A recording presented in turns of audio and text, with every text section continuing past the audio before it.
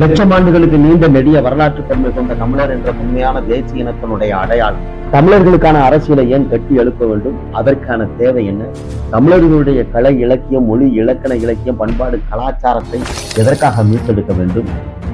எதிர்கால தலைமுறைகளுக்கான அரசியலை கட்டி எழுப்புவதற்கு தமிழ் தேசியம் ஏன், எதற்கு என்ற கேள்விகளோடு அன்றாட அரசியல் நிகழ்வு, சமூகத்தினுடைய சிக்கல், எதிர்கால அரசியலை தினமும் பேசுவது கயல் பாய்ச்சல் காணொலியை உங்கள் விருப்பமாக இணைத்துக் கொள்ளுங்கள். தேர்தல் நேரத்தில் சில அமைப்புகள் வேண்டுமென்றே குழப்ப வேண்டும். இந்த தேவேந்திர வேளாளர்களுடைய அந்த பட்டியல் வெளியேற்றங்கிற அந்த உணர்வை எக்ஸ்பிளாய்ட், அவர்களை சுரண்டக்கூடிய வகையில் சில அமைப்புகள் தேனியிலையும் அதே போல திண்டுக்கல்லையும் மாநாடு போடுறாங்க. இதுக்கும் புதிய தமிழகத்துக்கும் எந்த விதமான தொடர்பு கிடையாது. தேவேந்திர மக்கள் இப்பொழுது அந்த கோரிக்கையை முன்னிறுத்துவது 2026 சட்டமன்ற தேர்தலில் அரசியல் அதிகாரத்தை நோக்கி அனைவரும் ஒன்றுபட வேண்டும் என்பதிலிருந்து அது திசை மாறி போயிடும். அதனால புதிய தமிழகம் கட்சி 2026 ஆண்டு சட்டமன்ற தேர்தலை பொறுத்த மட்டிலும் ஆட்சி அதிகாரத்தில் பங்கு பெறுவது, கணிசமான வெற்றிகளை பெறுவது என்ற நோக்கத்தோடு மட்டுமே நாங்கள் இந்த தேர்தலை அணுகின்ற காரணத்தினால தேவேந்திர வேளாளர் மக்கள் பொய்யா பிரச்சாரம் பண்ணி இந்த நேரத்தில் சில பேர் தங்களுக்கு ஒரு களத்தை உருவாக்குவதற்காக இந்த மக்களை திசைப்புக்கு அவர்கள் யாரும் இரையாகிவிட வேண்டாம். ஒரே நோக்கமாக இன்னைக்கு 2026 சட்டமன்றத்தில் ஆட்சி அதிகாரத்தை நோக்கி மட்டுமே பயணிக்க வேண்டும்ங்கிறது தான் எங்களுடைய வேண்டுகோள் ஆகும்.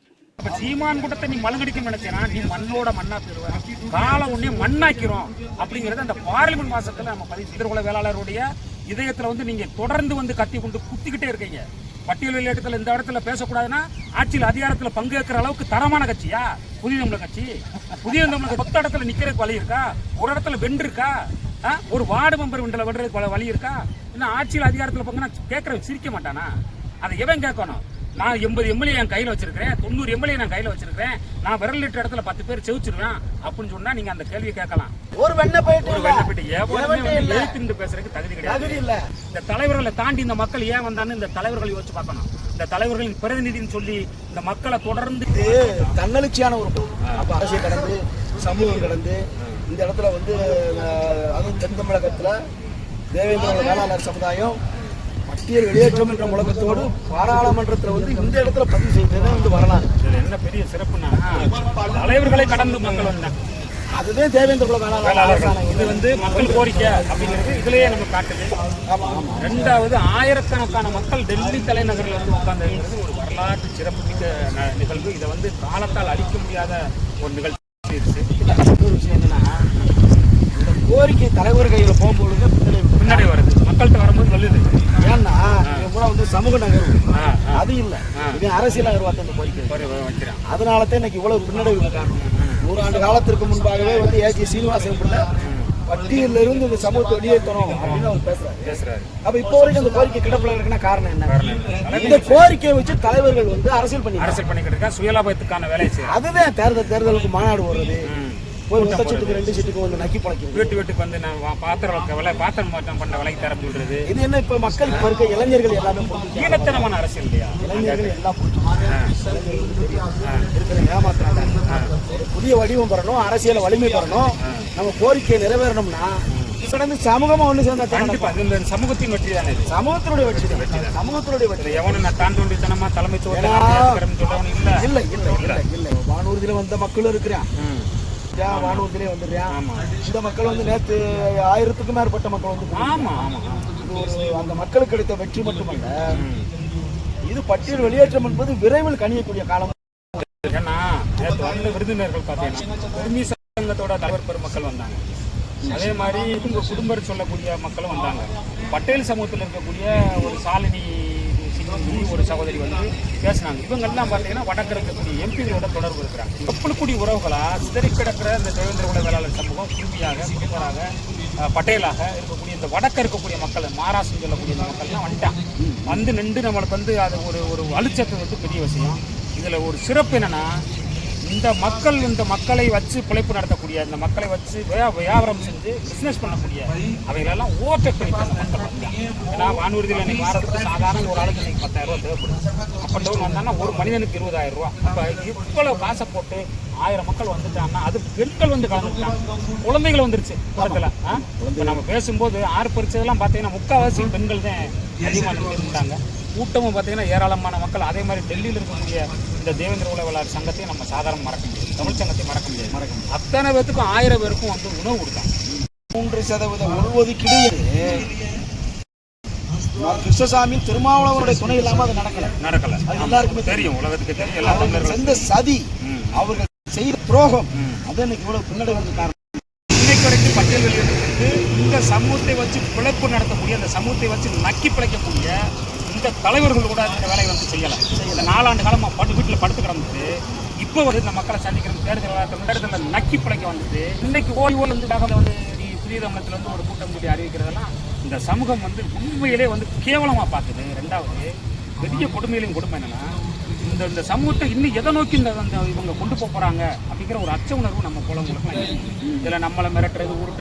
டெல்லியோட இந்த பார்லிமெண்ட்டுக்கு முன்னாடி வந்து இந்த மக்கள் இந்த விஷயத்தை பேசணும்னு என்ன தலையெழுத்தா? ஆனால் பேச வைக்கிறதுல காலம் பேச வைக்கிறதுல தேவேந்திர குல வேளாளர் சமுதாயத்தை புதிய தமிழக கட்சி 1990 வருஷத்துக்கு குத்தகை. அதாவது திண்டுக்கல்ல நடக்கிற கூட்டமும் பட்டியல் வெளியேற்ற கூட்டமும், இந்த பட்டியல் வெளியேற்றம் என்ற கோரிக்கையை ஒட்டுண்ணி மாதிரி முடியலையா அப்படின்னா இதுக்கும் இந்த கூட்டங்களுக்கும் புதிய தமிழக கட்சிக்கும் சம்பந்தம் இல்லை அப்படிங்கிற ஒரு முழக்கத்தை மருத்துவர் கிருஷ்ணசாமி வைக்கிறாரு. முதல்ல தேவேந்திர குல வேளாளர்களுக்கும் உங்களுக்கு என்ன சம்பந்தம்?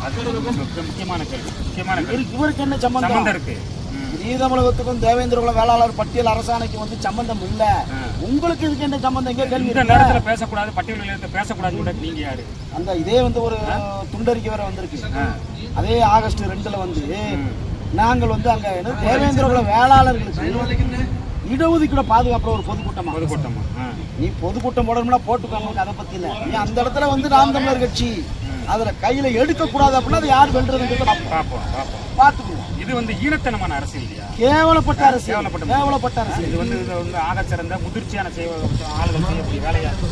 மழைக்கும் மடுவுக்கும் வித்தியாசம் இல்லையா? அதற்கு சரியான கேள்வி. மொத்த தொகுதியில நின்று உன்னால கெப்பாசிட்டி 234 தொகுதியிலையும் சுயமா ஆள் போட்டு வெல்லக்கூடிய ஆகப்பெரிய கட்சியே நாம் தமிழர் கட்சி தான் தமிழ்நாட்டில். அதை விடுதலை சிறுத்தைகள் கட்சி கூட நாம் பெரிய கட்சின்னு சொல்றதுக்கு இன்னைக்கு அங்கீகரிக்கப்பட்ட கட்சியாக விடுதலை சிறுத்தை இருக்கலாம். ஆனா மார்தட்டி சொல்லலாம், இன்னைக்கு வந்து தமிழ்நாட்டுக்குள்ள ஆகப்பெரிய கட்சியை நாம் தமிழர் கட்சி தான். திமுக கூட அந்த பிரிவு கிடையாது. 234 தொகுதிக்கு நீ உனக்கு ஆள் போட தும்பு இருக்கா?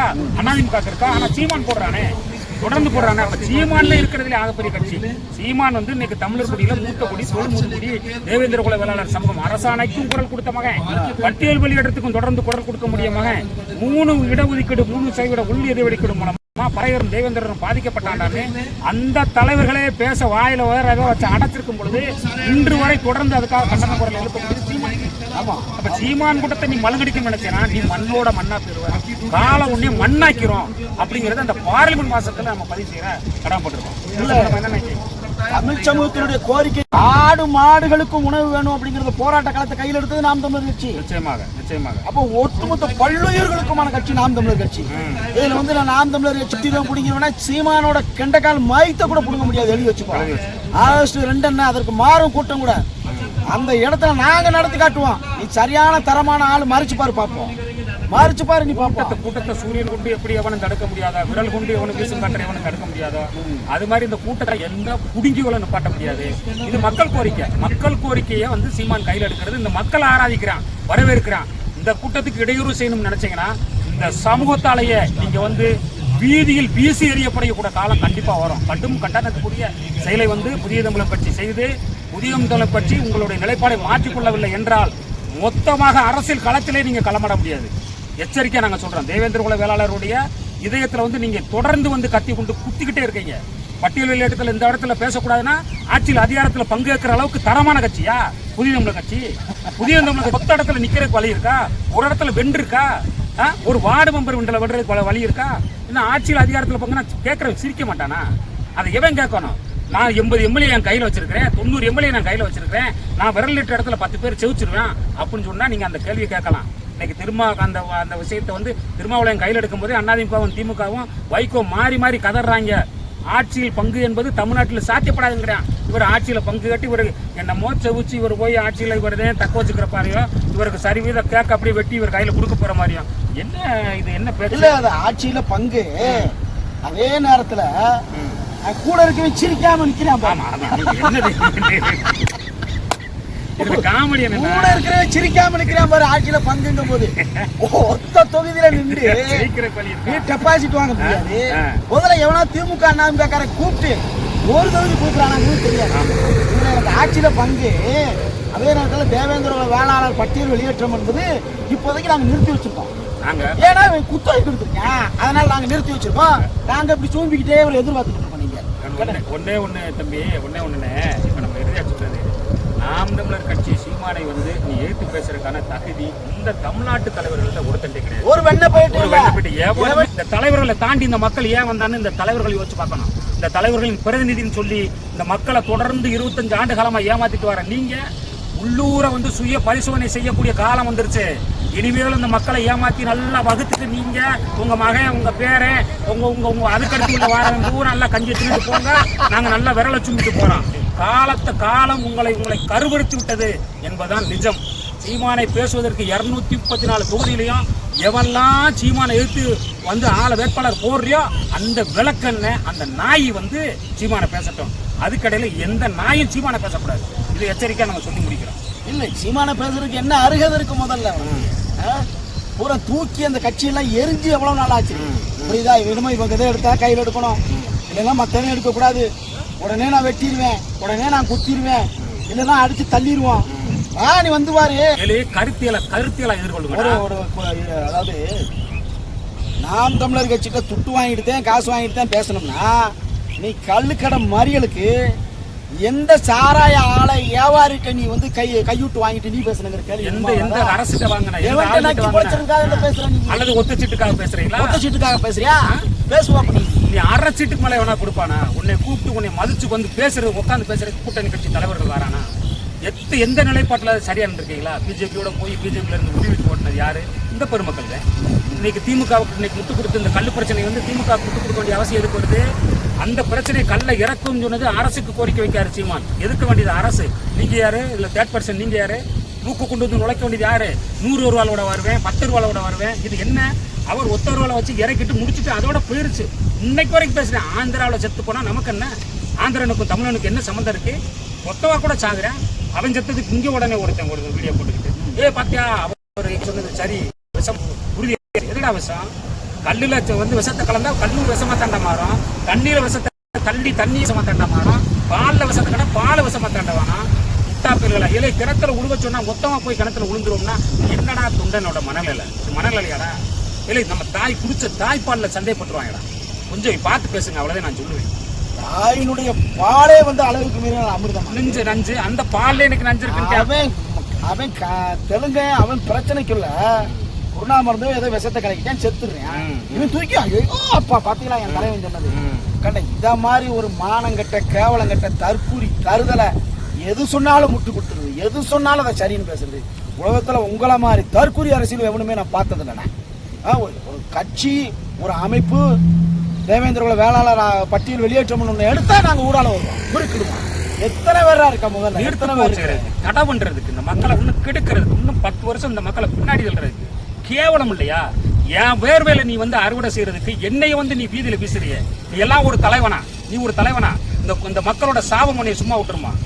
இந்த மக்களோட கோரிக்கையை நீர்த்து போச்சு. நீ யாரு? நீ இந்த மக்களுக்கானவனா? இந்த மக்கள் வழியை உணராதவன் நீ எப்படா மக்களுக்கானவனா இருக்கணும்? மானங்கட்டவைங்களா? அரசியலாடா இது? நீங்க வைக்கிற அரசியலா இது? உங்களை காலம் கூட உங்களை மன்னிக்காதரா. நீங்க அவ்வளவு பெரிய சண்டால செயல்களை, அவ்வளவு பெரிய கீழான செயலை, கேவலங்கட்ட செயலை செய்றீங்க. மாத்திக்கோங்க, நிலைப்பாடை மாத்துங்க. வரும் அரசியல் தலைமுறைகள் வந்து உங்களை காரி துப்பிடும். உங்க மூஞ்சில புளிச்சு துப்பிடுற காலம் வரும். எச்சரிக்கையா சொல்லி விடைபடுறோம். முடிச்சிருவோம்னே. இருக்கும் போதே செத்த தலைவர்ல ஓம்பேர் வரும்டா. அவ்வளவுதான்.